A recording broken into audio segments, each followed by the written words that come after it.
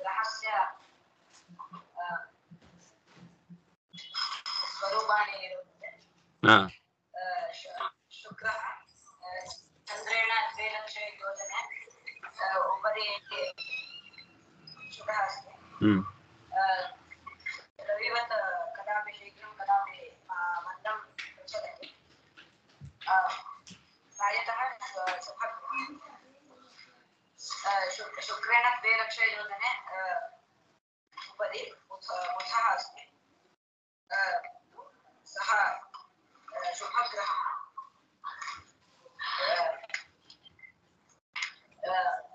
अतिवृष्टि इत्यादि भयं सूचयति बुधेन 2 लक्षे योजने बुधः अस्ति शुभग्रहयोगे शुभसूचकः अशुभग्रहयोगे अशुभसूचकः सामान्यतया अशुभसूचकः कुजेन 2 लक्षे योजने उपरि गुरुः अस्ति बृहस्पतिः एकैकराशौ एकपरिवत्सरं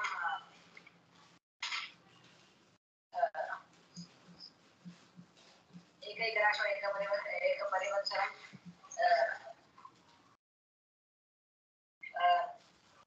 भवति प्रायतः शुभग्रहः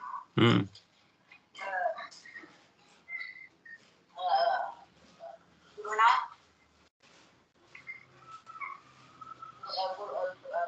2 लक्षे योजने उपरि शनिः अस्ति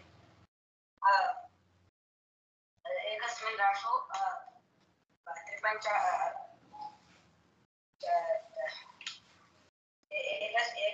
एकस्मिन् राशौ 30 मासानि भवति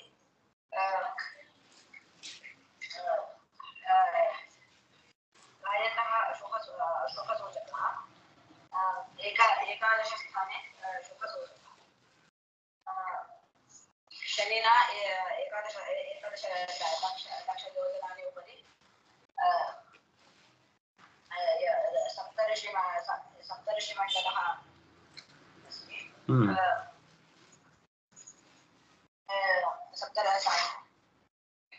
सप्तऋषिमण्डलेन 13 योजना उपरि ध्रुवलोकः अस्ति शिंशुमान् नाम विष्णोः अवतारः ध्रुवः पूजयति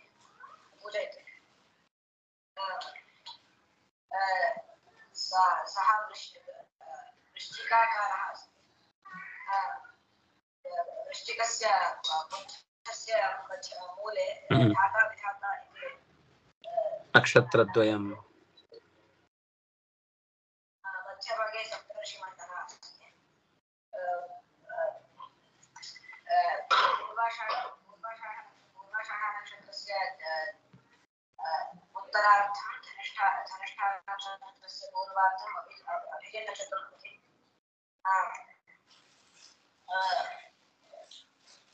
सम्पूर्णतया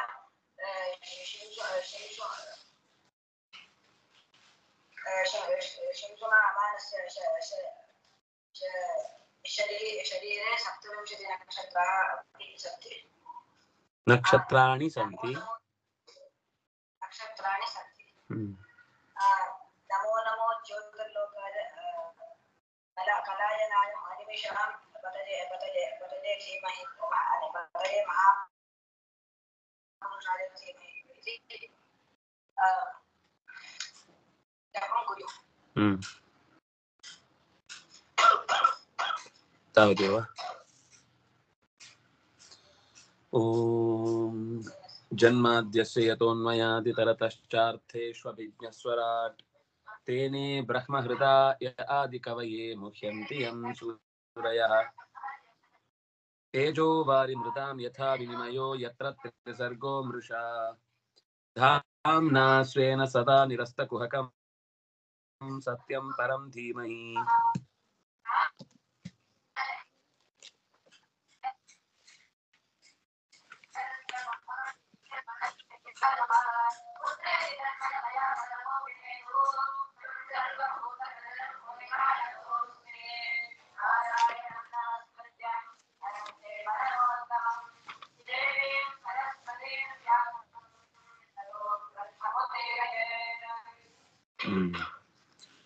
ಸೂರ್ಯನಿಗಿಂತ ಇನ್ನು ಕೆಳಭಾಗದಲ್ಲಿ 10,000 ಯೋಜನದಷ್ಟು ದೂರದಲ್ಲಿ ರಾಹು ಸಂಚಾರ ಮಾಡುತ್ತಾನೆ.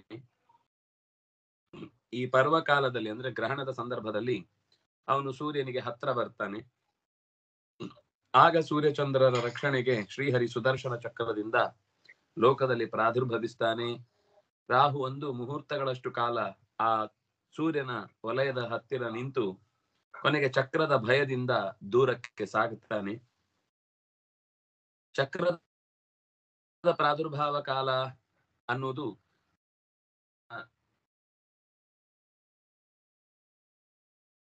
ಆ ಗ್ರಹಣದ ಪುಣ್ಯ ಕಾಲದಲ್ಲಿ ಏನೇ ಸತ್ಕರ್ಮಗಳನ್ನು ಮಾಡಿದ್ರು ಅದಕ್ಕೆ ಅನಂತ ಫಲವನ್ನ ಶಾಸ್ತ್ರಕಾರರು ಹೇಳ್ತಾರೆ. ಅದು ಒಂದು ತುಂಬಾ ಪ್ರೆಷಿಯಸ್ ಆದ ಕಾಲ ಅನ್ನುವ ಕಾರಣಕ್ಕಾಗಿ. ಇನ್ನು ರಾಹುಮಂಡಲಕ್ಕಿಂತ ಇನ್ನೂ ಕೆಳಭಾಗದಲ್ಲಿ 10,000 ಯೋಜನದಷ್ಟು ಕೆಳಭಾಗದಲ್ಲಿ ಸಿದ್ಧ, ಚಾರಣರು, ವಿದ್ಯಾಧರರು, ಗಂಧರ್ವರು, ಕಿನ್ನರರು, ಕಿಂಪುರುಷರು ಅಂತ ಇಂದಿಷ್ಟು ಆಕಾಶದಲ್ಲಿ ಚಲನೆ ನಡೆಸುವಂತಹ ದೇವತೆಗಳ ಗುಂಪು ಇದೆ. ದೇವತೆಗಳು ಅನ್ನೋದಕ್ಕಿಂತ ಉಪದೇವತೆಗಳು ಅಂತ ಅವರನ್ನ ಕರೀತಾರೆ. ಅವರ ಲೋಕಗಳು ಇದೇ ಜಾಗದಲ್ಲಿದೆ. ಅವುಗಳಿಗಿಂತಲೂ ಕೆಲದಲ್ಲಿ ಯಕ್ಷ, ರಕ್ಷ, ಭೂತಗಳು ಓಡಾಡ್ತವೆ. ಅದು ಭೂಮಿಗಿಂತ ಸ್ವಲ್ಪ ಎತ್ತರದಲ್ಲಿರುತ್ತೆ. ಅವರ ವಿಹಾರ ಪ್ರದೇಶ ಅನ್ನೋದು ಅಂತರಿಕ್ಷ. ಅಲ್ಲಿ ಗಾಳಿ ಬೀಸುತ್ತೆ. ಆ ಗಾಳಿಯ ಜೊತೆಗೆ ಮೋಡವೂ ಓಡಾಡುತ್ತೆ. ಅಲ್ಲಿಂದ 100 ಯೋಜನದಷ್ಟು ಕೆಳಗೆ ಹಕ್ಕಿಗಳು ಹಾರುವ ಜಾಗ. ಭೂಲೋಕ ಅನ್ನೋದು ಆ 100 ಯೋಜನಕ್ಕಿಂತ ಕೆಳಭಾಗದಲ್ಲಿದೆ. ಇನ್ನು ಭೂಮಿಗಿಂತ ಕೆಳಗೆ 7 ಲೋಕಗಳಿವೆ. ಅತಳ, ವಿತಳ, ಸುತಳ, ರಸಾತಳ, ತಳಾತಳ, ಮಹಾತಳ, ಪಾತಾಳ ಅಂತ 7. ಇದರಲ್ಲಿ ಅತಳ ಅನ್ನೋದು ಮೊದಲನೇದ್ದು. ಇಲ್ಲಿ ಮಯಾಸುರನ ಪುತ್ರ ಬಲ ಅನ್ನುವನು ಆಧಿಪತ್ಯವನ್ನು ನಡೆಸ್ತಾನೆ. ಈತ 96 ಬಗೆಯ ಮಾಯಾಜಾಲಗಳನ್ನ ಸೃಷ್ಟಿ ಮಾಡುವವನು. ಸ್ವಲ್ಪ ಮಯನ ವಿಶೇಷ ಗುಣಗಳನ್ನ ಅನುಸಂಧಾನ ಮಾಡಿದವನು. ಆಮೇಲೆ ಈತ ಜೋರಾಗಿ ಆಕಳಿಸಿದ್ರಿಂದ ಕೆಲವರೆಲ್ಲ ಹುಟ್ಟಿದ್ದಾರೆ. ಸ್ವೈರಿಣಿ, ಕಾಮಿನಿ, ಪುಂಶ್ಚಲಿ ಅಂತ 3 ಬಗೆಯ ಸ್ತ್ರೀಯರು ಹುಟ್ಟುತ್ತಾರೆ. ವಿತಳದಲ್ಲಿ ಹಾಟಕೇಶ್ವರನಾದಂತಹ ಶಿವ ಪಾರ್ವತಿಯ ಜೊತೆಗೆ ವಿಹಾರ ಮಾಡುತ್ತಾನೆ. ಸುತಳದಲ್ಲಿ ವಾಮನ ಬಲಿಚಕ್ರವರ್ತಿಯನ್ನ ಇರಿಸಿದ್ದಾನೆ. ಆಮೇಲೆ ಅಂದ್ರೆ ವಾಮನ ರೂಪಿ ಪರಮಾತ್ಮ ಅವನನ್ನ ತಳ್ಳುವಾಗ ಸುತಳದಲ್ಲಿ ನಾನೇ ನಿಂತು ನಿನ್ನ ಬಾಗಿಲನ್ನ ಕಾಯ್ತೇನೆ ಅಂತ ಹೇಳಿದ್ರಿಂದ ವಾಮನ ದೇವ ಇವತ್ತಿಗೂ ಮಾತು ಉಳಿಸಿ ಆ ಮನೆಯ ಬಾಗಿಲನ್ನ ಕಾಯ್ತಾ ಇದ್ದಾನೆ. ಅದರ ಜೊತೆಗೆ ತಳಾತಳದಲ್ಲಿ ತ್ರಿಪುರಾಧಿಪತಿಯಾದ ಸ್ವತಃ ಮಯಾಸುರನೇ ಇದ್ದಾನೆ. ಮಹಾತಳದಲ್ಲಿ ಕದ್ರು ಪುತ್ರರಾದ ಕ್ರೋಧವಶರಿದ್ದಾರೆ. ಅವರು ಸರ್ಪಗಳ ರೂಪದವರು. ಕುಹಕ, ತಕ್ಷಕ, ಕಾಲಿಯ ಇವರೆಲ್ಲ ಪ್ರಧಾನ ಸರ್ಪಗಳು. ರಸಾತಳದಲ್ಲಿ ಪಣಿ, ನಿವಾತ ಕವಚ, ಕಾಲಕೇಯ ಅನ್ನುವಂತಹ ರಾಕ್ಷಸರ ಗುಂಪು ಇದೆ. ಪಣಿ, ಬಿರುಗು, ಹ್ಯಮಾನಂ ಅಂತ ವೇದದಲ್ಲಿ ಬಹಳ ಬಾರಿ ಪಣಿ ಶಬ್ದದ ಬಳಕೆ ಇದೆ. ಅವರೆಲ್ಲ ವ್ಯವಹಾರಸ್ಥರು. ವ್ಯವಹಾರದ ನೆಪದಲ್ಲಿ ಚೆನ್ನಾಗಿ ಮೋಸ ಮಾಡುವವರು ಹೌದು. ಸ್ಮಾಲ್ ಫೈನಾನ್ಸ್ ಗಳನ್ನು ಇಟ್ಕೊಂಡು ಜನರಿಗೆ ಟೊಪ್ಪಿ ಹಾಕಿ ಆರಾಮಾಗಿ ಓಡಾಡ್ತಿರ್ತಾರೆ ಅಂತ ಅನ್ನೋದು ಕೂಡ ಪಣಿಗಳದ್ದೇ ಒಂದು ದುರ್ವ್ಯಸನದ ಕಾರ್ಯಕ್ರಮ. ಕಾಲಕೇಯರು ಅಂತ ಒಂದಿಷ್ಟು ಜನ, ನಿವಾತ ಕವಚರು ಅಂತ ಒಂದಿಷ್ಟು ಜನ, ಇವರೆಲ್ಲ ರಾಕ್ಷಸರು. ಇದರ ಕೆಳಗೆ ಪಾತಾಳದಲ್ಲಿ ವಾಸುಕಿ ಇದ್ದಾನೆ. ನಾಗಲೋಕ ಅಂತ ಕರೀತಾರೆ ಅದನ್ನ. ಅಲ್ಲಿಗೆ ಮಾತಲ್ಲಿ ತನಗೊಬ್ಬ ಹುಡುಗ ಅಂದ್ರೆ ಮಗಳಿದ್ದಾಳೆ, ಅವಳಿಗೊಬ್ಬ ಹುಡುಗ ಬೇಕು ಅಂತ ಹುಡ್ಕೊಂಡ ನಾಗಲೋಕದ ತನಕ ಹೋಗಿದ್ದ. ಅದಕ್ಕಿಂತ ಇನ್ನೊಂದು 30,000 ಯೋಜನದಷ್ಟು ಕೆಳಗೆ ಶೇಷದೇವ ಭೂಮಿಯನ್ನ ತನ್ನ ತಲೆಯಲ್ಲಿ ಒಂದು ಸಾಸಿವೆ ಹಾಗೆ ಹೊತ್ತು ಕೂತಿದ್ದಾನೆ. ಲಯಕಾಲದಲ್ಲಿ ಅವನ ಭ್ರೂಮಧ್ಯದಿಂದ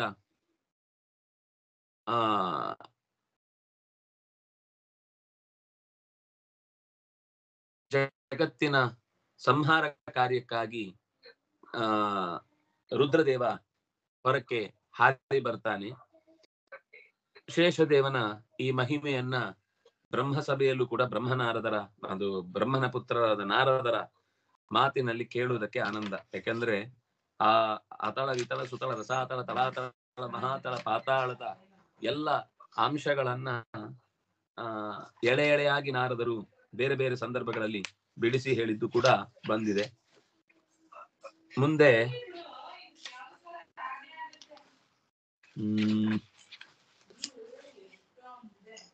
ನರಕಗಳ ವರ್ಣನೆ ಬರುತ್ತೆ. ನಾನು ಆ ನರಕದ ವರ್ಣನೆಯನ್ನು ಕೂಡ ಹೆಚ್ಚು ವಿಸ್ತಾರವಾಗಿ ಮಾಡ್ಲಿಕ್ಕೆ ಹೋಗುದಿಲ್ಲ.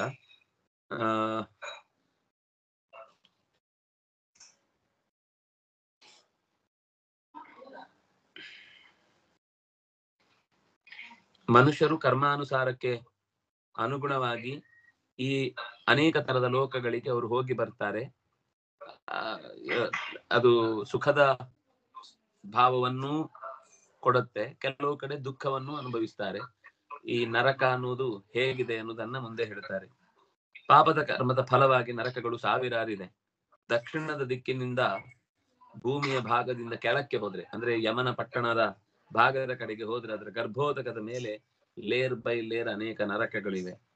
ಅದೇ ದಿಕ್ಕಿನಲ್ಲಿ ಸ್ವಲ್ಪ ಮುಂದೆ ಹೋದ್ರೆ ಅಗ್ನಿಶ್ವಾತ್ತಾದಿ ಪಿತೃಗಣಗಳು ಪರಮಾತ್ಮನ ಧ್ಯಾನ ಮಾಡ್ತಾ ಇರುವಂತಹ ಒಂದು ಲೋಕವೂ ಇದೆ. ಅಲ್ಲಿ ಪಿತೃಗಣಗಳಿಗೆ ಅಧಿಪತಿಯಾದ ಯಮದೇವನು ಇದ್ದಾನೆ. ಪಾಪಿಗಳಿಗೆ ಅವನು ಅವರ ಪಾಪಕ್ಕೆ ಅನುಗುಣವಾಗಿ ಶಿಕ್ಷೆಯನ್ನು ಕೊಡುವ ಜವಾಬ್ದಾರಿಯನ್ನು ಹೊತ್ತು ಕೂತಿದ್ದಾನೆ. ಇದು 24ನೆಯ ಅಧ್ಯಾಯದ ಆರಂಭದ ಕಥೆ. ಇದನ್ನ ಬಿಡಿಸಿ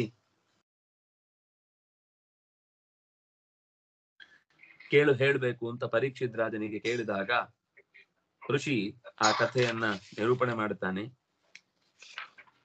ಅಂತರಾಳ ಏವ ತ್ರಿಜಗತ್ಯಾಸ್ತು ದಿಶಿ ದಕ್ಷಿಣಸ್ಯಾಮದಸ್ತಾತು ಭೂಮೇರು ಪರಿಷ್ಟಾತ್ ಭೂಮೇಃ ಉಪರಿಷ್ಟಾದಂಡಜಲಾಶಯಸ್ಯ ಯಸ್ಯಾಮಗ್ನಿಶ್ವಾತ್ತಾದಯಃ ಪಿತೃಗಣಾಃ ದಿಶಿ ಸ್ವಾನಾಂ ಗೋತ್ರಾಣಾಂ ಪರಮೇಣ ಸಮಾಧಿನಾ ಸತ್ಯ ಏವ ಆಶಿಷಃ ಆಶಾಸಾನಾ ನಿವಸಂತಿ. 6ನೆಯ ಪದ್ಯ.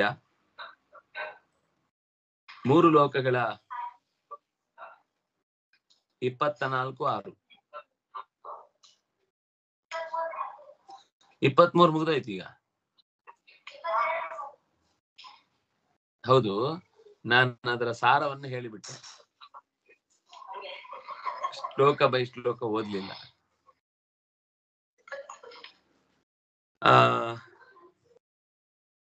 3 ಲೋಕಗಳ ಅಂತರದಲ್ಲಿ ದಕ್ಷಿಣ ದಿಕ್ಕಿಗೆ ಹೊಂದಿಕೊಂಡು ಭೂಮಿಯ ಕೆಳಭಾಗದಲ್ಲಿ ಒಂದು ಗರ್ಭೋದಕ, ಅದರ ಕೆಳಗೆ ನರಕ.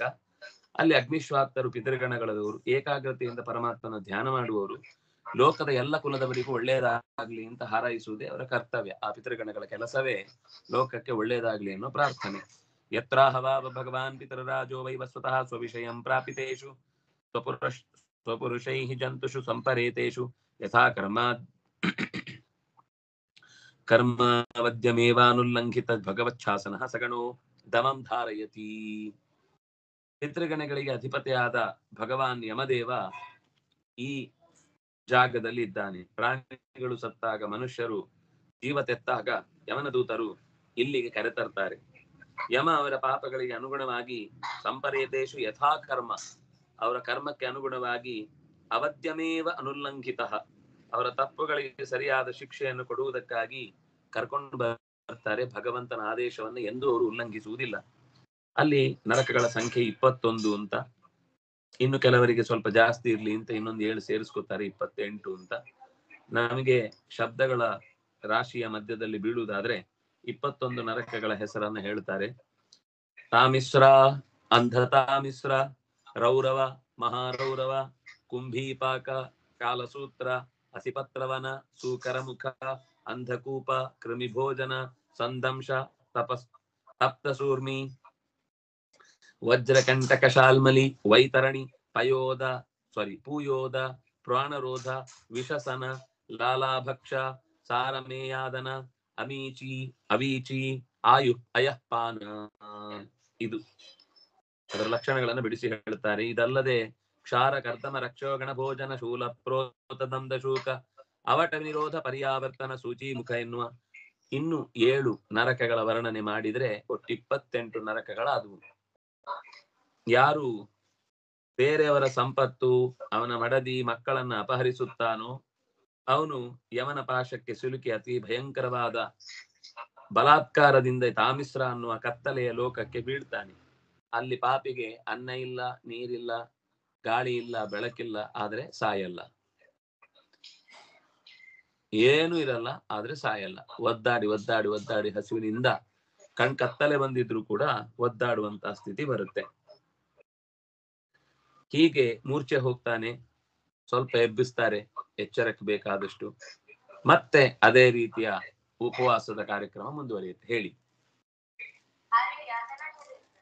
ಹೌದು, ಯಾತನಾ ಶರೀರ ಕೊಡ್ತಾರೆ. ಆವಾಗ ಅನುಭವಿಸ್ಲಿಕ್ಕೋಸ್ಕರ ಅಂತ ಒಂದು ಅಂಗಿ ಹಾಕಿ ಕಳಿಸ್ತಾರೆ. ಅಲ್ಲಿಯ ಯೂನಿಫಾರ್ಮ್ ಹಾಗಿರುತ್ತೆ. ಇದನ್ನ ಓಕೆ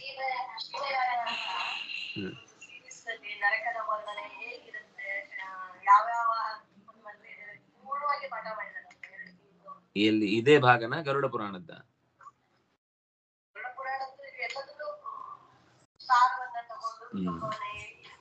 ಸರಿ ಸರಿ ಸರಿ.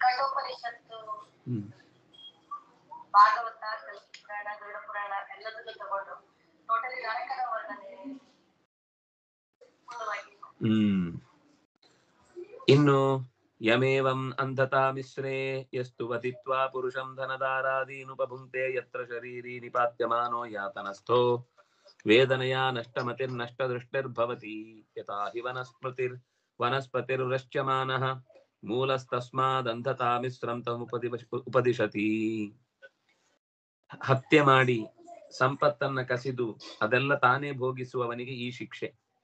ಇಲ್ಲಿ ಯಾತನಾಮಯವಾದ ಶರೀರವನ್ನ ಹೊಂದಿ ಪಾಪಿ ಕೆಳಕ್ಕೆ ಎಲ್ಲಿ ಬೀಳ್ತಾ ಇದ್ದಾನೆ ಅಂತ ಗೊತ್ತಾಗದೆ ಬೀಳ್ತಾನೇ ಇರ್ತಾನೆ. ಬೇರು ಕಡಿದ ಮರದಂತೆ ಕಣ್ಣು ಕತ್ತಲೆ ಕವಿದು ಮೂರ್ಛಿತನಾಗಿ ಕತ್ತಲೆಯ ಎಡತಾಕುವುದಕ್ಕೆ ಏನೂ ಸಿಗದೆ ಇನ್ನಷ್ಟು ಹಿಂಸೆ ಅನುಭವಿಸಿ ಬದುಕ್ತಾನೆ. ಮರಗಳನ್ನ ಕತ್ತರಿಸಿದವನಿಗೂ ಈ ಗತಿ ಉಂಟು. ಅದರಿಂದಾಗಿ ಅವನು ಹಾಗೆ ಒದ್ದಾಡ್ತಾನೆ. ಅವುಗಳಿಗೆ ಬೀಳಿಸುವಾಗ ಪಾಪ ಯಾರು ಆಧಾರ ಕೊಡಲ್ಲಲ್ಲ, ಬಿದ್ದು ಅದಕ್ಕೇನಾದ್ರೂ ಹೇಳ್ಕೊಳ್ಲಿಕ್ಕಾಗತ್ತಾ?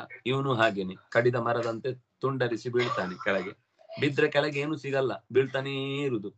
ಅದು ಆ ಬೀಳುವಾಗ ಒಂದು ವ್ಯಥೆ ಆಗುತ್ತಲ್ಲ, ಏನಾಗುತ್ತೆ ಅಂತ ಗೊತ್ತಿಲ್ಲ, ಮುಂದಿನ ಕಥೆ ಅಂತ, ಎಲ್ಲಿಗೆ ಹಾಕ್ತಾರೆ ಅಂತ ಗೊತ್ತಿಲ್ಲ, ಕತ್ತಲೆಯ ಸ್ಥಿತಿಯಲ್ಲಿ ವ್ಯಥೆ. ನಾನೇ ಮಾಡುದು, ನನ್ನಿಂದಲೇ ಆದದ್ದು ಅಂತ ಹೇಳ್ಕೊಂಡು ದ್ರೋಹ ಮಾಡುವಂತಹ ದುಷ್ಟ ತನ್ನ ಕುಟುಂಬವನ್ನೇ ತನ್ನ ಕುಟುಂಬವನ್ನು ಮಾತ್ರ ಪೋಷಿಸುವುದಕ್ಕಾಗಿ ಉಳಿದದ್ದೆಲ್ಲವನ್ನೂ ಕೂಡ ತನ್ನ ಇಚ್ಛೆಗೆ ತಕ್ಕಂತೆ ಪಾಪವನ್ನ ಮಾಡಿ ಅದೆಲ್ಲ ಗೋಳು ಹೊಯ್ದುಕೊಳ್ಳುವವನು ರೌರವ ಅನ್ನುವ ನರಕದಲ್ಲಿ ಬೀಳ್ತಾನೆ.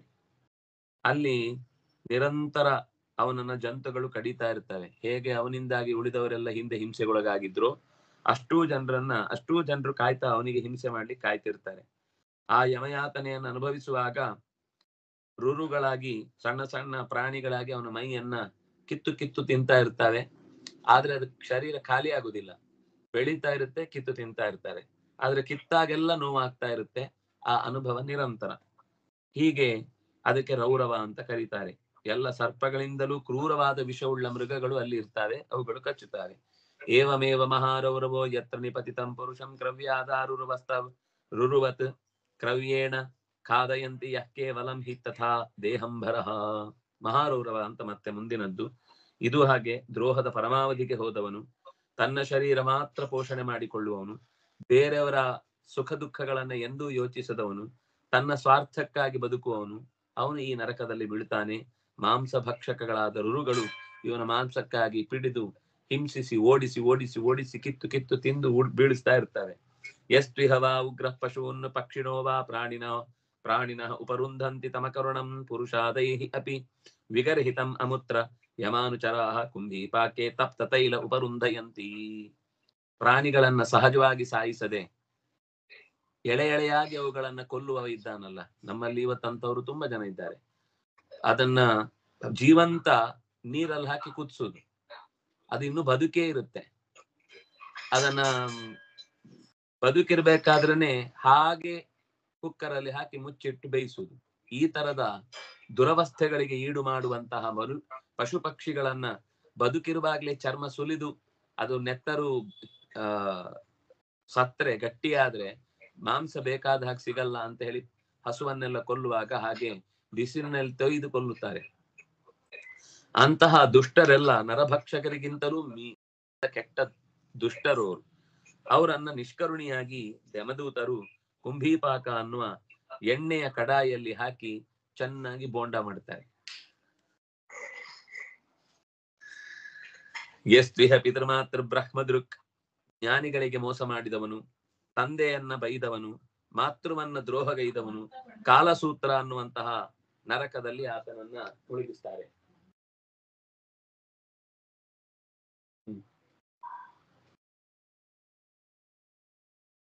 10,000 ಯೋಜನದ ವಿಸ್ತಾರದ ಒಂದು ತಾಮ್ರದ ದೊಡ್ಡ ಪಾತ್ರೆಯಲ್ಲಿ ಕೂಡ್ಲಿಕ್ಕಾಗದೆ, ನಿಲ್ಲಿಕ್ಕಾಗದೆ, ಬೀಳ್ಲಿಕ್ಕಾಗದೆ ಬಿಸಿಯ ಆ ವೇದನೆಗೆ ಆತನನ್ನ ಓಡಿಸ್ತಾ ಇರ್ತಾರೆ. ಅಂದ್ರೆ ಒಟ್ಟು ಇಲ್ಲಿ ಹೇಳಲಿಕ್ಕೆ ಹೋದ ಸಂಗತಿ ಏನು ಅಂತಂದ್ರೆ, ಯಾವ ತಪ್ಪಾದಾಗ ಎಂಥ ದುಸ್ಥಿತಿಯನ್ನ ಮನುಷ್ಯ ಉಂಡೇಬೇಕಾಗತ್ತೆ. ಅದನ್ನ ಇಲ್ಲೂ ಉಣ್ಬೋದು, ಅಲ್ಲೂ ಉಣ್ಬೋದು. ಕೆಲವೊಮ್ಮೆ ಇಲ್ಲೇ ಇಂಥ ಕೆಲವೊಂದು ದುರವಸ್ಥೆಗಳನ್ನ ಅನುಭವಿಸ್ತಾರೆ. ಕೈ ಕಾಲೆಲ್ಲ ಕಿತ್ತು ಹಾಕಿ ನರಿಗಳು ಎಳ್ಕೊಂಡು ಹೋಗ್ತವೆ, ಕಾಡಿನಲ್ಲಿ ಬಿದ್ದೋಗ್ತಾರೆ, ಹದ್ದುಗಳು ಕಿತ್ತು ತಿಂತವೆ. ಇದೆಲ್ಲ ಅವರೇ ಹಿಂದೆ ಯಾವುದೋ ಒಬ್ಬರನ್ನ ಕಣ್ಣ ಮುಂದೆ ನಡೀತಾ ಇರೋ ಸ್ಥಿತಿಯಲ್ಲಿ ಅವರನ್ನ ರಕ್ಷಿಸದೆ ಪಾರಾಗಿ ಓಡಿ ಹೋದವರು. ಅವರ ಸ್ಥಿತಿಯು ಹಾಗೆ ಒಂದು ಸರ್ತಿ ಅಂತದ್ದು ಉಂಟಾಗುತ್ತೆ ಅಂತ. ಹಸಿವಾಗುತ್ತೆ, ಅನ್ನ ಸಿಗಲ್ಲ. ಬಾಯಾರಿಕೆ ಆಗುತ್ತೆ, ನೀರ್ ಸಿಗಲ್ಲ. ಬಿಸಿಲಿನ ತಾಪ, ನೆರಳು ಸಿಗಲ್ಲ. ಪಾಪಿ ಮಲಗ್ತಾನೆ, ನಿದ್ದೆ ಬರಲ್ಲ. ಎದ್ದೇಳ್ತಾನೆ, ಏಳ್ಲಿಕ್ಕಾಗಲ್ಲ. ಬಿದ್ದೋಗ್ತಾನೆ, ಮಲಗ್ಲಿಕ್ಕಾಗಲ್ಲ. ಇದೆಲ್ಲ ದುಸ್ಥಿತಿಗಳ ಪರಮಾವಧಿ. ಮೈಯ ರೋಮಗಳಲ್ಲೂ ವೇದನೆಯ ಆಕ್ರಮಣ ಅವನನ್ನ ನುಂಗಿ ನೊಣೆಯತ್ತೆ. ವೇದವಿಹಿತವಾದ ಕರ್ತವ್ಯವನ್ನ ಬಿಟ್ಟು ವೇದವನ್ನ ಬೈತಾ, ವೇದಶಾಸ್ತ್ರಗಳನ್ನ ಕಂಡ ಋಷಿಗಳಿಗೆ ಅನ್ಯಾಯ ಮಾಡ್ತೇನೆ ಅಂತ, ಅಥವಾ ಅವರನ್ನ ಬೈದು ಅವರು ಹೇಳಿದ ವಿಷಯಗಳಿಗೆ ಎದುರಾಡ್ತೇನೆ ಅಂತ ಅಂದವನಿಗೆ ಯಮದೂತರು ಅಸಿಪತ್ರ ಅಂತ ಅನ್ನುವ ನರಕದಲ್ಲಿ ನಿರಂತರ ಚಾಟಿ ಇಟ್ಟು ಕೊಟ್ಟು ಅವರನ್ನ ಅಳಿಸ್ತಾರೆ. ಎಲ್ಲಾ ಭಾಗದಲ್ಲೂ ಗಾಯದ ಜಾಗಗಳಿಗೆ ಉಪ್ಪು, ಬಿಸಿ ಹಸಿ ಮೆಣಸನ್ನ ರುಬ್ಬಿ ಹಾಕಿದ ವ್ಯಥೆಯಲ್ಲಿ ಆತ ಸತ್ತೇ ಅಂತ ಹೇಳಿದ್ರು ಮತ್ತೆ ಮತ್ತೆ ಏಳಿಸಿ ಅವನಿಗೆ ಜೀವ ಬರೆಸಿ ಗಾಯ ಮಾಡಿ ಅಲ್ಲಿಗೆ ಸುರಿತಾರೆ ಎಣ್ಣೆ. ಇದು ನಿರಪರಾಧಿ ಆದವನಿಗೆ ಒಬ್ಬ ಶಿಕ್ಷೆ ಕೊಟ್ರೆ, ತಪ್ಪೇ ಮಾಡದವನಿಗೆ ಶಿಕ್ಷೆ ಕೊಟ್ರೆ ಇಂಥ ದುಸ್ಥಿತಿಗಳು ಬರ್ತವೆ. ಇನ್ನೊಬ್ಬನಿಗೆ ಯಾರೋ ತಿಳಿದವ ತಪ್ಪಿಂದಾಗಿ ಅಂದ್ರೆ ತಿಳಿಯದೆ ತಪ್ಪಾಗಿದೆ, ತಿಳಿದವನು ತಿಳಿಯದೆ ಮಾಡಿದ ತಪ್ಪು, ಅಂತ ಸ್ಥಿತಿಯಲ್ಲಿ ಕಬ್ಬಿನ ಜಲ್ಲೆಯನ್ನು ಹಿಂಡುವಂತೆ ಅವನನ್ನ ಕಬ್ಬಿನ ಜಲ್ಲೆಯ ಮಿಷನ್ಗೆ ಹಾಕಿ ಅಪ್ಪಚ್ಚಿ ಮಾಡಿ ಬಿಡ್ತಾರೆ. ಜೀವ ಸಾಯಲ್ಲ, ಶರೀರ ಮಾತ್ರ ಅಪ್ಪಚ್ಚಿ ಆಗುತ್ತೆ, ವೇದನೆಗೆ ಒದ್ದಾಡ್ತಾನೆ. ಆದ್ರೆ ಶರೀರದ ವೇದನೆ ಮಾತ್ರ ಅವನನ್ನು ಹಿಂಡಿ ಹಿಪ್ಪೆ ಮಾಡುತ್ತೆ. ಸೊಳ್ಳೆಗಳ ರಾಶಿ ಹಾಕ್ತಾರೆ, ತಗಣೆಗಳ ಮೇಲೆ ಮಲಗಿಸ್ತಾರೆ. ಮನುಷ್ಯರ ರಕ್ತ ಹೀರಿದವುಗಳಿಗೆ ಜೀವನ ವೃತ್ತಿ ಆದ್ರಿಂದಾಗಿ ಮನುಷ್ಯರ ರಕ್ತವನ್ನೇ ಹೀರಿದವನಿಗೆ ಈ ತರದ ಸ್ಥಿತಿ. ಇನ್ನೊಬ್ಬರ ಕಣ್ಣಲ್ಲಿ ನೆತ್ತರೂ ಬರಲ್ವಪ್ಪ ನಿನಗೆ, ಯಾಕೆ ಇಷ್ಟು ಹಿಂಸೆ ಮಾಡ್ತಿ ಇನ್ನೊಬ್ಬರನ್ನ ನಿಷ್ಕರುಣವಾಗಿ ಅಂತ ಕೆಲವೊಮ್ಮೆ ಬೈತಾರೆ. ಆ ತರದ ಇನ್ನೊಬ್ಬರ ಬದುಕಿನಲ್ಲಿ ಅವರು ವ್ಯಥೆ ಪಟ್ಟುಕೊಂಡು ಬಿಟ್ಬಿಡಪ್ಪ ಅಂತ ಕೇಳಿದ್ರು ಅವರನ್ನ ಹಿಂಸೆ ಮಾಡುವಂತವನಿಗೆ ಇಂತಹ ಪ್ರಾಣಿ ಹಿಂಸೆಯನ್ನ ಮಾಡಿದವರಿಗೆ ಸಿಗುವ ಶಿಕ್ಷೆ ಈ ತರದ್ದಾಗಿರುತ್ತೆ. ಅಲ್ಲಿ ಸರೀಸೃಪಗಳು, ನೊಣಗಳು, ಹೇನುಗಳು, ತಗಣೆ, ಸೊಳ್ಳೆ ಎಲ್ಲ ಅವನಿಗೆ ನಿದ್ದೆ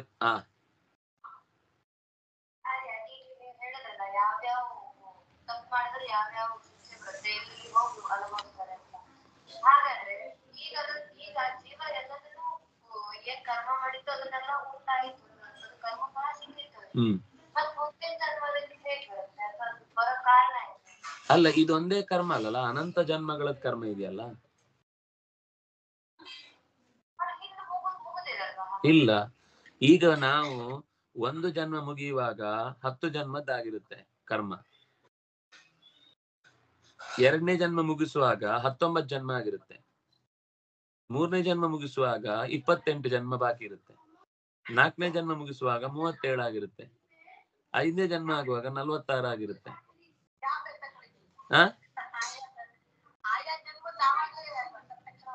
ಇಲ್ಲ, ಎಲ್ಲವನ್ನ ಉಣ್ಣಲ್ಲ. ಯಾವುದು ತೀವ್ರತರವಾದ ಅನುಭವ ಇರುತ್ತೋ ಅದನ್ನ ಮಾತ್ರ ನರಕದಲ್ಲಿ ಉಣ್ಣುದು.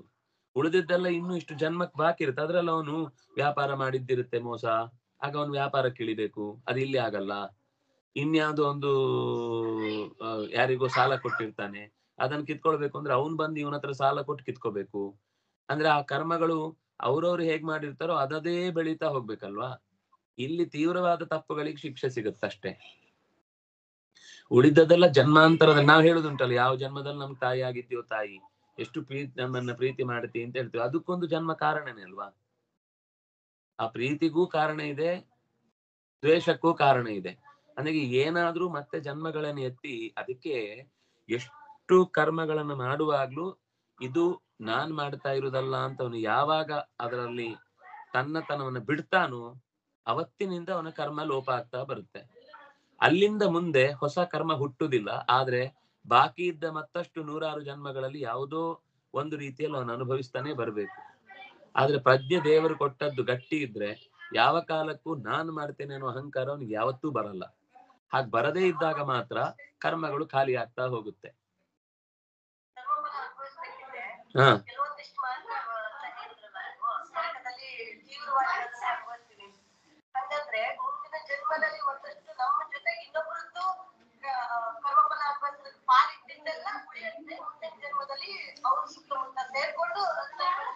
ಹೌದು ಹೌದು.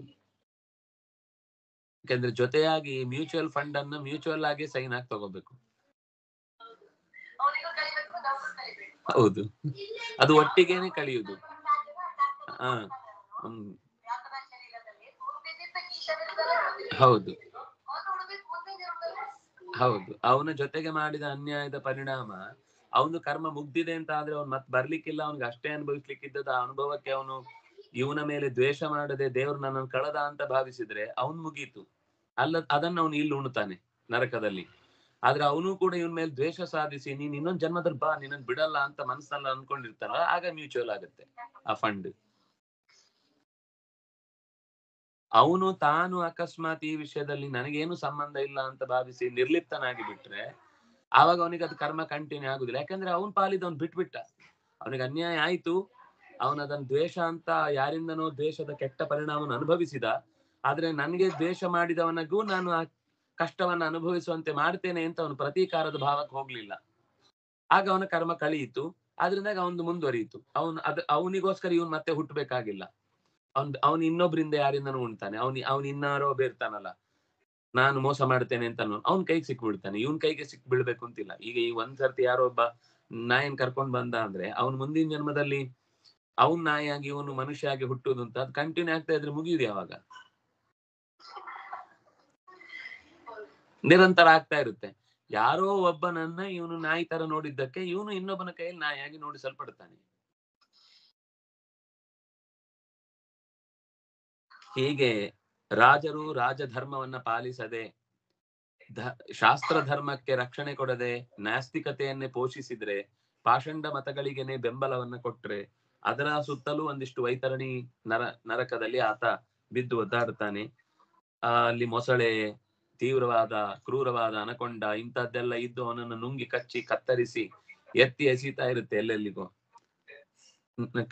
ಕೊಬ್ಬು ಮಾಂಸ ಎಲುಬು ಮೂಳೆಗಳ ನೆತ್ತರಿನ ಕೊಚ್ಚೆಯಲ್ಲಿ ಬಿದ್ದಿರ್ತಾನೆ ಕಿವು ಮಾಂಸದ ಮಧ್ಯದಲ್ಲಿ. ಆದ್ರೆ ಯಾವುದು ಅವನಿಗೆ ಹೇಳಿಕೊಳ್ಳಿಕ್ಕಾಗಲ್ಲ, ಯಾರು ಅಲ್ಲಿ ಕೇಳುವವರು ಇಲ್ಲ, ಬರೀ ಅನುಭವಿಸ್ಬೇಕಷ್ಟೆ ಮೇಲಿಂದ ಮೇಲೆ. ಹೀಗೆ ಒಂದಿಷ್ಟು ಕತೆ ಹೇಳ್ತಾರೆ ಬಿಡಿ, ನಾವು ಅದನ್ನ ಕೇಳ್ತಾ ಹೋದ್ರೆ ಈಗ್ಲೇ ವೈರಾಗ್ಯ ಬಂದು ಪಾಠ ಮುಗಿಯೋಷ್ಟ್ರಲ್ಲೇನೆ ಸೀದಾ ಸ್ವರ್ಗಕ್ಕೆ ಹೋಗ್ಬಿಡೋಣ ಅನ್ಸ್ಬಿಡುತ್ತೆ. ಹಾ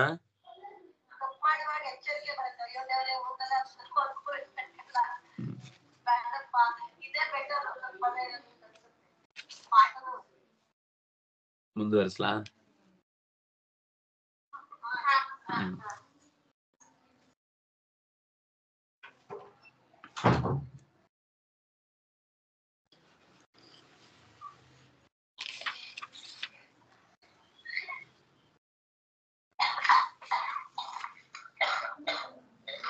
ತನಗೆ ಅನ್ನ ನೀರು ಇತ್ಯಾದಿಗಳೆಲ್ಲ ಸಿಕ್ಕಿದಾಗ ಹಂಚಿ ತಿನ್ಬೇಕಾದದ್ದು ಮನುಷ್ಯನ ಧರ್ಮ. ಅತಿಥಿ ಸತ್ಕಾರ ಅಂತ ಅದನ್ನು ಕರೀತಾರೆ.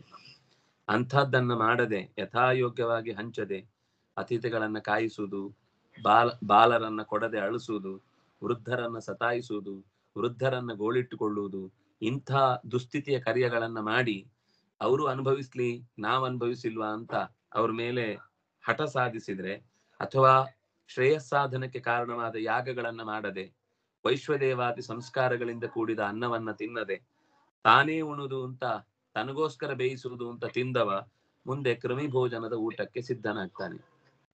ಅವನು ಯೋ ಭುಂಕ್ತೆ ಸ್ಥೇನ ಏವ ಸಹ, ಯಾರು ತನಗಾಗಿ ಬೇಯಿಸಿ ಊಟ ಮಾಡ್ತಾನೋ ಅವನು ಕ್ರಿಮಿ ಭೋಜನವನ್ನು ಊಟ ಮಾಡ್ತಾನೆ. ಅವನಿಗೆ ಅನ್ನವಾಗಿ ಕಾಣಲ್ಲ, ಹುಳವಾಗಿ ಕಾಣುತ್ತೆ. ಆದ್ರೆ ಅದನ್ನೇ ತಿನ್ಬೇಕು, ಬೇರೆ ಗತಿ ಇರುವುದಿಲ್ಲ. ಅಂತಹ ದುಸ್ಥಿತಿಗಳಿಗೆ ಅವನು, ಅದು ನರಕದಲ್ಲೇ ಆಗ್ಬೇಕು ಅಂತಿಲ್ಲ, ಕೆಲವೊಂದ್ಸಲ ಆ ತೀವ್ರವಾದ ಸ್ಥಿತಿ ಅವನನ್ನು ಕಾಡಿದ್ರೆ ಇಲ್ಲಿರ್ಬೇಕಾದ್ರೇನೆ ಅವರಿಗೆ ಆ ಪದಾರ್ಥಗಳನ್ನ ನೋಡಿದ್ರೆ ಅಸಹ್ಯ ಬರುತ್ತೆ. ಎಲ್ರೂ ಚಪ್ಪರಿಸಿಕೊಂಡು ತಿಂತಾ ಇರ್ತಾರೆ, ಅವನಿಗೆ ಆಗಲ್ಲ.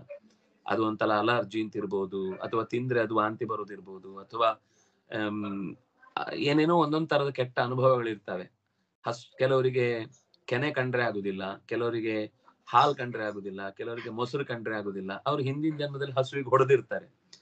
ಹಸುವಿಗೆ ಹೊಡೆದು ಹಸುವಿನ ಮೇವನ್ನ ಕಸಿದು ತಾವು ತಿಂದಿದ್ರೆ ಅವರಿಗೆ ಮುಂದಿನ ಜನ್ಮದಲ್ಲಿ ಹಸುವಿನ ಯಾವ ಪದಾರ್ಥವೂ ಇಷ್ಟ ಆಗಲ್ಲ. ಅವ್ರು ಹಾಲು ಕಂಡ್ರೆ ಆಗಲ್ಲ, ಮೊಸರು ಕಂಡ್ರೆ ಆಗಲ್ಲ, ಕೆಲವರಿಗೆ ಕೆನೆ ಕಂಡ್ರೆ ಆಗಲ್ಲ, ಕೆಲವರಿಗೆ ಬೆಣ್ಣೆ ಕಂಡ್ರೆ ಆಗಲ್ಲ, ಕೆಲವರು ತುಪ್ಪ ತಿಂದ್ರೆ ಆಗಲ್ಲ. ದೇಹದಲ್ಲೇ ಪರಮ ದುಸ್ಥಿತಿಗಳು ಉಂಟಾಗುತ್ತೆ. ಕೊನೆಗೆ ಲಕ್ಷ ಯೋಜನೆ ವಿಸ್ತಾರವಾದ ಕ್ರಿಮಿಕುಂಡದಲ್ಲಿ ತಾನೂ ಒಬ್ಬ ಕ್ರಿಮಿಯಾಗಿ ಉಳಿದ ಕ್ರಿಮಿಗಳ ಬಾಯಿಗೆ ತುತ್ತಾಗಿ ಅವರು ನುಂಗಿದ ಮೇಲೂ ಒಳಗಿನಿಂದ ಅದರೊಳಗೆ ಅವನ ಹೊಟ್ಟೆಯಲ್ಲಿದ್ದ ಕ್ರಿಮಿಗಳು ಅವನನ್ನು ತಿಂದು ಸಾಯಿಸ್ತಾ ಇರ್ತವೆ. ಹೀಗೆ ಯಾರಿಗೂ ಕೊಡದೆ ತಾನೊಬ್ಬನೇ ಸ್ವಾರ್ಥಿಯಾಗಿ ಉಂಡದ್ದಕ್ಕೆ ಅವನ ಅಕಸ್ಮಾತ್ ಪ್ರಾಯಶ್ಚಿತ್ತ ಮಾಡದೇ ಇದ್ರೆ ಇಲ್ಲಿ ಯಾತನಾ ಶರೀರಗಳ ರಾಶಿ ಮತ್ತೆ ಮತ್ತೆ ಸಿಗ್ತಾ ಇರುತ್ತೆ. ಕ್ರಿಮಿ ಶರೀರ ಯಸ್ವಿಹತ್ ವೈಸ್ತಯೇನ ಸ್ಥೇಯೇನ ಬಲಾದ್ವಾ ಹಿರಣ್ಯ ರಜತಾನಿ ಬ್ರಾಹ್ಮಣಸ್ಯಾಪಹರತ್ಯನ್ಯಸ್ಯ ವಾನಪದಿ ಪುರುಷಸ್ತಮು ತತ್ರ ರಾಜನ್ಯಮ ಪುರುಷಾಃ ಅಯಸ್ಮಯೈಃ ಅಗ್ನಿವರ್ಣೈಃ ಸಂದಂಶೈಃ ತ್ವಚಿ ನಿಷ್ಕಾಳಯಂತಿ. ಆಪತ್ತಿದ್ದಾಗಲೂ ಅಂದ್ರೆ ಆಪತ್ತಿದ್ದಾಗ ಕೆಲವು ಧರ್ಮಗಳ ಪಾಲನೆ ಇದೆ, ಸರಿ, ಅದು ಆಪತ್ತಿನ ಕಾಲದ ಧರ್ಮ. ಆದ್ರೆ ಆಪತ್ತಿಲ್ದೇ ಇದ್ದಾಗ್ಲೂ ಆಪತ್ತು ಅಂತ ಹೇಳಿ ಹೇಳಿ ಮೋಸ ಮಾಡುವಂತಹ ದುಷ್ಟರು ಇರ್ತಾರಲ್ಲ, ಆಪತ್ ಧರ್ಮವೇ ನಿತ್ಯ ಧರ್ಮ ಆಗಿ ಯಾರು ಬಳಸ್ತಾರೋ ಇದು ಒಂದು ತರ. ಇನ್ನೊಂದು ರತ್ನಾಭರಣ, ಇನ್ನೊಬ್ಬರ ಹತ್ರ ಇರುವ ಅಪೂರ್ವ ಸಂಪತ್ತು, ಇದೆಲ್ಲವನ್ನ ಕಳವು ಮಾಡುದು, ಗೊತ್ತಾಗದ ಹಾಗೆ ಅವರಿಗೆ ಸಿಗದ ಹಾಗೆ ಮಾಡಿಬಿಡುದು, ಕೊನೆಗೆ ತಾನು ತಗೊಂಡು ಹೋಗುದು ಅಥವಾ ದರೋಡೆ ಮಾಡುದು ಅಥವಾ ಅಪಹರಿಸುವುದು. ಇವರಿಗೆ ಸಂದಂಶ ಅನ್ನುವಂತ ಒಂದು ನರಕ ರೆಡಿ ಆಗಿರುತ್ತೆ, ಕಾಯ್ತಾ ಇರುತ್ತೆ. ಬಾ ಬಾ ಬಾ ಬಾ ಅಂತ ಕರೀತಾ ಇರುತ್ತೆ. ಕರೆದು ಅಲ್ಲಿ ಯಮಭಟರು ಚಿಮಿಟಿಯನ್ನ ಕಾಯಿಸಿ ಚೂಟ್ತಾ ಇರ್ತಾರೆ ಇಡೀ ದೇಹದ ಎಲ್ಲಾ ಭಾಗಕ್ಕೂ. ಕಿತ್ತು ಸುಲಿತಾರೆ, ಅದರ ಮೇಲೆ ಬಿಸಿಯಾದ ತಗಡನ್ನ ಕವರ್ ಮಾಡ್ತಾ ಇರ್ತಾರೆ. ಮತ್ತೆ ಅದು ಶರೀರ ಸುಟ್ಟೋಗ್ಲಿಕ್ಕೆ ಬಿಡುದೇ ಇಲ್ಲ. ಮತ್ತೆ ಮತ್ತೆ ಮತ್ತೆ ಮತ್ತೆ ಕಾಸುದು, ಚೂರು ಚರ್ಮ ಬರುವ ತನಕ ಕಾಯುದು, ಮತ್ತೆ ಅದರ ಮೇಲೆ ಕಾಸುದು. ಇದು ಗಾಯದ ಮೇಲೆ ಬರೆ ಅಂತ ಹೇಳ್ತೇವಲ್ಲ ಹಾಗೆ. ಅಲ್ಲಿಗೆ ಸುಮಾರು 20-21 ಆಯ್ತು. ಇನ್ನು ಕೆಲವಿದೆ, ಮತ್ತೆ ನಾಳೆ ನೋಡೋಣ. ಇವತ್ತೇ ನರಕದಲ್ಲಿ ಬೆಂದು ನೊಂದು ಕರಗಿ ಕೊರಗಿ ಹೊರಗಿ ಇಲ್ಲೇ ಬಿದ್ದು ಸೊರಗಿ ಆಗಿ ತಲೆ ತಿರುಗಿ ಬೀಳುದು ಬೇಡ. ಕಾಯೇನ ವಾಚ ಮನಸೇಂದ್ರಿಯೈರ್ವಾ ಬುದ್ಧ್ಯಾತ್ಮನಾ ವಾ ಅನುಸೃತ ಸ್ವಭಾವ ಕರೋಮಿ ಯದ್ಯತ್ ಸಕಲಂ ಪರಸ್ಮೈ ನಾರಾಯಣಾಯೇತಿ ಸಮರ್ಪಯಾಮಿ.